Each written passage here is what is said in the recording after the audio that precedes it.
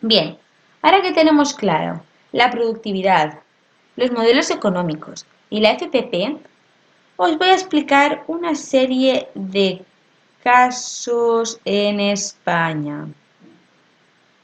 Bien, hemos encontrado una catedrática en economía que se llama Matilde Mas, que nos está comentando, que nos comentan en estos vídeos una serie de factores que producen la baja productividad en España. Pero bueno, antes de continuar, quería recordaros que este icono que os dejo aquí, el micrófono este, es porque os lleva directamente al enlace, os lleva al vídeo de YouTube de donde hemos extraído toda esta información. Solo os lo recordaba.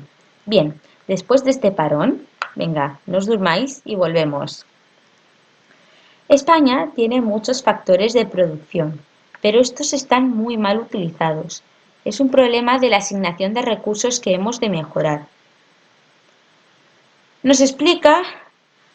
Matilde Mas nos explica causas por las que la productividad española está alejada de su potencial. Mirad, primeramente, nombra el factor capital.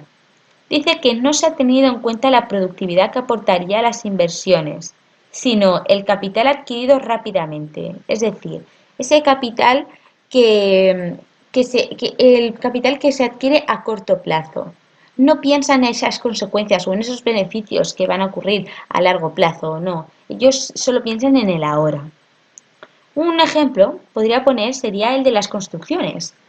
Se ha centrado la inversión en maquinaria, en fábricas, y se ha dejado más de lado la inversión de otros capitales como los tecnológicos, que como ya os llevo repitiendo y os seguiré repitiendo, es algo muy importante en estos tiempos.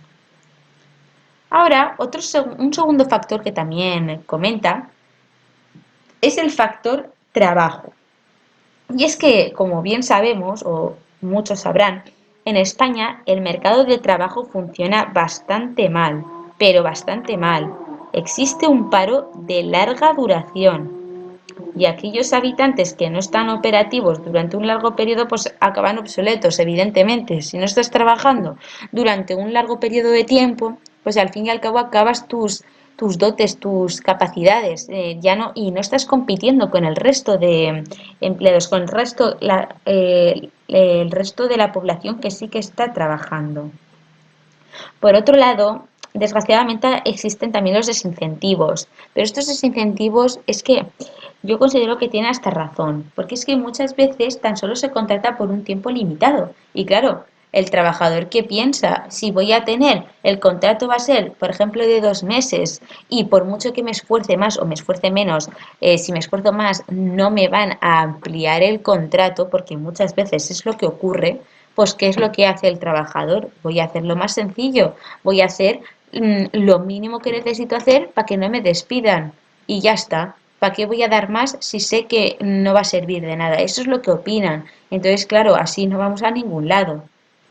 Otros factores serían esas diferencias entre unas comunidades y otras, porque es verdad que tenemos un gobierno central, un gobierno principal, pero claro, las comunidades toman muchas decisiones y entre ellas hay muchas económicas. Otro factor también sería la diferencia entre las empresas. No siempre, pero las empresas grandes suelen ser las que más ventaja tienen. Además, en comparación con el resto de países, nuestro país tiene un uso muy pequeño de las nuevas tecnologías, porque hay muchos nuevos inventos que han aparecido y no dedicamos el dinero a ellos, dedicamos el dinero a otras varias cosas. Tenemos eso, lo que digo, un nivel tecnológico y cultural más bajo y además una mala calidad de equipos directivos españoles. Y es lo que pasa que, por ejemplo, una persona, vale, estos directivos tal vez no lo hagan perfecto, no lo hacen perfecto y habría que mejorar, pero es verdad que, bueno, en comparación con una persona que no sabría hacer nada, es verdad que ellos harían algo mejor, pero hay que mejorar las cosas, hay que tener, querer. No es tener la capacidad, es querer hacerlo. Además, también perjudica las empresas financiadas. ¿A qué me refiero con empresas financiadas o con empresas zombie, como aquí os menciono? en el PowerPoint. Pues mira, mirad, por ejemplo, los bancos muchas veces financian empresas. ¿Y qué pasa con esto? Pues que estas empresas absorben recursos, absorben capacidades, absorben como que no sé cómo explicaroslo. Mira, lo ponen como en segundo plano, porque al ellos estar protegidos de la competencia, ellos no tienen que preocuparse por seguir adelante, porque saben que ya va a seguir adelante su empresa. Mirad, os voy a poner un ejemplo de empresas zombies, que es el caso de Pescanova. Y me diréis, ¿Pescanova? Si es una empresa gallega y que lo conocemos mucha gente, esta empresa, considero, vaya. Pues, ¿qué ha pasado? Que el expresidente, ya puedo decir expresidente porque, por lo que os voy a comentar ahora mismo, realizó acciones fraudulentas. ¿Y esto qué pasó? Que derivó a una quiebra. Es el típico dicho de se pilla antes a un mentiroso que a un cojo, ¿no? Pues esto es lo que pasó. Pero claro, después de caer en quiebra, lo normal de una empresa es que cierre, ¿no? O que esté muy mal. Pero ¿qué pasó? Que no interesaba el cierre de esta empresa.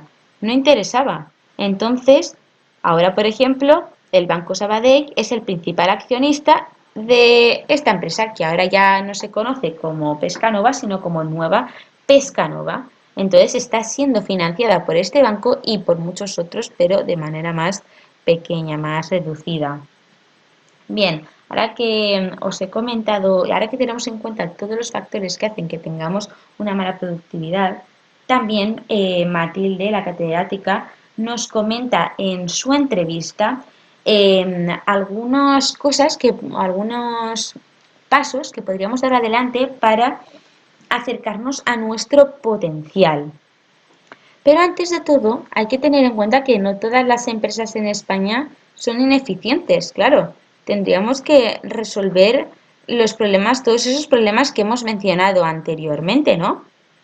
Pero también habría que, por ejemplo, una buena opción es que, ya que hemos dicho que hay muchas empresas que en España que son eficientes, ¿por qué no ellas comparten su conocimiento o comparten sus técnicas para ser eficientes al resto de empresas y así colaboramos y mejoramos la productividad del país? Eso sería una buena opción. También el incremento de la producción en bienes y servicios es algo fundamental, debería de realizarse. Y otra cosa que también comenta es reducir el peso de sectores como por ejemplo la construcción o la hostelería. Como ya os comenté antes que comentaba que se destinaban muchas cosas a esto y no a mejorar el uso eficiente de las nuevas tecnologías, algo muy, muy importante, ya os he dicho, ya sé que se estoy machacando con esto, pero la verdad es lo que se considera mucho, que es muy importante estar desarrollado tecnológicamente. También se debería de pensar si cada proyecto de infraestructura que se va a realizar realmente es necesario, si va a compensar, si va a traer beneficios o perjuicios, en, perjuicios o inconvenientes, ¿sí? A largo plazo. Una cosa muy importante a tener en cuenta. Y también otro consejo que da es que haya una libre competencia, que no haya esas empresas que impidan la acumulación de capital productivo, algo muy, muy importante. Bueno, ya por finalizar, al final de su entrevista, Matilde nos comenta un lado positivo, una cosa que tenemos que ver de España. Y es que, claro, hay una buena noticia a tener en cuenta que aquí veis estas tres tablas, ¿no? Veis que España, podemos ver que está la X muy por debajo de su frontera de productividad, a diferencia de Estados Unidos, que la tenemos rozando, y de muchos otros países europeos, como por ejemplo Alemania. Claro, entonces, esta que dice Matilde, pues que tenemos mucho más recorrido, perdón, que aquellos países que ya están en esa frontera. Entonces, nosotros lo que tenemos que hacer es desplazarnos hacia ahí. Lo suyo es mucho más difícil que nuestro caso, porque tienen que desplazarse de ahí, no hasta ahí. Y hasta ahí es más sencillo de llegar, pero pasar esa frontera es más complicado. Pero claro, para llegar a este punto lo que tenemos que hacer es aumentar nuestro potencial y querer hacerlo.